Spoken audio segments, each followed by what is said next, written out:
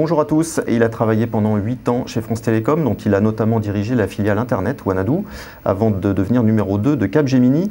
C'est à lui que François Hollande a demandé de concrétiser l'un de ses premiers engagements de campagne, la création de la Banque publique d'investissement au service des PME, BPI, dont il est aujourd'hui le directeur général. Bonjour Nicolas Dufourcq. Bonjour. Peut-on agir moralement sans s'intéresser à la politique? C'est un des sujets qui a été proposé ce matin aux élèves qui passent le baccalauréat. Ça vous aurait inspiré? J'espère que ça inspire mon fils, puisqu'il est en train de le passer. Oui, ça m'aurait inspiré, oui, absolument. Je pense qu'on est tous dans la situation dans laquelle est le pays, un peu obligés de s'intéresser à la cité, oui. François Hollande a confirmé hier soir le maintien de Stéphane Richard à la tête d'Orange, Oui. Malgré sa mise en examen dans l'affaire Tapie. C'est une bonne chose, ce maintien? Non, tout à fait, absolument. Vous savez que BPI France, au travers du FSI, est actionnaire de France Télécom. Donc cette position a été prise avec BPI France. Votre nom a été pas mal cité ces derniers jours comme un successeur potentiel de Stéphane Richard. C'est un poste qui vous aurait intéressé? Écoutez, c'est sorti dans la lettre A il y a une quinzaine de jours et j'ai démenti ce jour-là. C'est une maison que vous connaissez bien, Orange, hein. Effectivement. Je la connais très bien, oui, ça c'est une nomination qui ferait du sens. Pas de commentaire. Pas de commentaire. La BPI a été créée au début de l'année. Depuis, il a fallu mettre en place les structures de gouvernance, définir la doctrine d'investissement. Oui.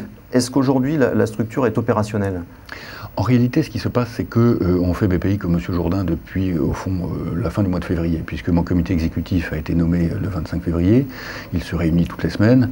La banque est gouvernée. Ce qui se produit en ce moment, c'est que les nominations formelles ont lieu. Donc j'ai été, en effet, ce week-end, désigné président-directeur général d'Oseo. Il faut le rappeler, la BPI, c'est en gros une structure qui va reposer sur deux pieds. Un pied en charge du financement des PME, Oui. L'autre pied, ce sera les investissements. Donc Oui. Oseo, c'est la partie financement. Oui. C'est sous l'égide d'Oseo, notamment, que BPI intervient pour le préfinancement Du CICE. Tout à fait. Sur ce plan-là, où en est-on? Écoutez, c'est un produit qui a totalement décollé depuis un mois et demi. Hein. Nous avons à peu près 100 dossiers par jour. La volumétrie Oseo ne l'a jamais connue dans ces proportions-là. Et ça risque de s'accentuer puisque nous avons pris ce matin la décision de mettre les frais de dossier pour les petits dossiers en dessous de 25 000 € à zéro. Frais de dossier à zéro, ça c'est nouveau. C'est ce matin que nous l'annonçons. Nous étions à 150 €, ce qui crée quand même, pour ceux qui cherchent à financer, voyez-vous, 2 000, 3 000, 5 000 € de trésorerie, des coûts relativement élevés. Les banques jouent le jeu pour ce préfinancement du CICE? Écoutez, j'espère qu'elles le feront. Elles vont s'y mettre progressivement. La charte a été prononcée, annoncée et communiquée avec Pierre Moscovici, moi-même l'autre jour. Il est indispensable qu'elles viennent à nos côtés. Alors, indépendamment du préfinancement du CICE, votre rôle, c'est d'accompagner le développement des PME, notamment celles qui veulent se développer à l'international. Concrètement, aujourd'hui, je suis président, patron d'une PME en région. À qui dois-je m'adresser pour trouver ce soutien financier? À BPI France en région, hein, c'est-à-dire ce qui s'appelait Oseo jusqu'ici. Les numéros de téléphone n'ont pas changé. Tous les directeurs régionaux d'Oseo sont devenus, la semaine dernière, directeurs régionaux de BPI France. Bon, ça n'est pas qu'une affaire de nom, j'imagine. En quoi aujourd'hui l'action de BPI France serait plus efficace que ce qui existait auparavant? Auparavant, vous aviez la banque qui s'occupait du crédit, de la trésorerie, du crédit à moyen terme, du crédit bail, et vous aviez ensuite tout le monde des fonds propres avec des fonds d'investissement qui étaient à la Caisse des dépôts et consignations ou au FSI, des individus différents, des numéros de téléphone différents, des organisations différentes, et peu de communication entre ces alvéoles.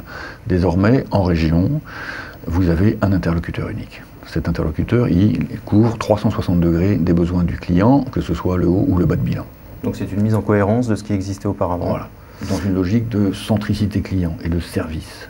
Et alors, sur le volet investissement, quel est le profil type de l'entreprise que BPI France sera amené à accompagner à l'avenir? On est absolument sans a priori. C'est-à-dire qu'il y a des secteurs qui sont considérés comme pas forcément des secteurs d'avenir, dans lesquels on trouve des entreprises qui sont absolument magnifiques et qui se battent bien sur les marchés mondiaux. Évidemment qu'on les soutient. Hein.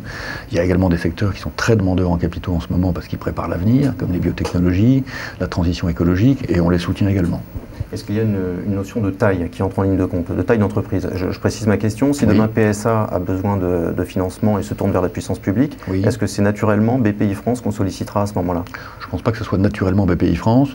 BPI France, par le passé, donc ça s'appelait le Fonds stratégique d'investissement, hein, le FSI, a pu intervenir dans des situations spéciales sur des très grands groupes. Hein. Ça a été le cas de Danone quand il a fallu les protéger contre PepsiCo.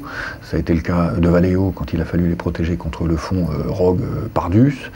Et donc ceci peut se reproduire, hein, mais ça n'est pas le cœur de métier de BPI France. PSA, concrètement, c'est un dossier que vous suivez de près? Absolument pas. Absolument pas. Non. On a cité le nom de Fram comme un dossier sur lequel vous auriez pu intervenir également.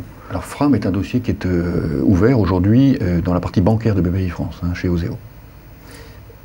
On voit bien, on l'a vu lors de la polémique autour de Petroplus et d'ArcelorMittal, on voit bien que sur des dossiers emblématiques sur lesquels l'État serait tenté d'intervenir, la tentation naturelle, ce sera de se tourner vers BPI France. Si vous estimez que tel dossier ne mérite pas qu'on investisse, est-ce que vous avez la garantie de pouvoir résister Écoutez, on a un texte quasiment de loi qui définit notre doctrine d'intervention. C'est la doctrine que j'ai présentée au Parlement et qui a été validée.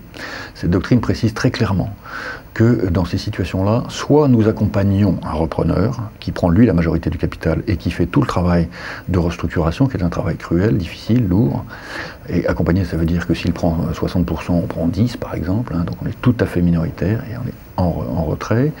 Soit nous finançons des fonds privés gérés par des sociétés de gestion indépendantes, avec des équipes de gestion indépendantes qui font profession de faire du retournement. Donc nous allons mettre 30% par exemple d'un fonds, un fonds commun de placement à risque, qui lui va investir dans des entreprises en retournement en les prenant en contrôle majoritaire. Voilà, c'est soit ça, soit ça. Et il n'y a pas d'autres situations possibles dans lesquelles, par exemple, on serait obligé de reprendre en majoritaire un actif en grande difficulté. Ceci n'est pas possible. Donc vous êtes libre de toute pression politique sur ce type de dossier? C'est pas qu'on est libre de pression politique, c'est que le politique lui-même a décidé que BPI France devait fonctionner comme ça. Merci beaucoup Nicolas Dufourcq, à bientôt. À bientôt.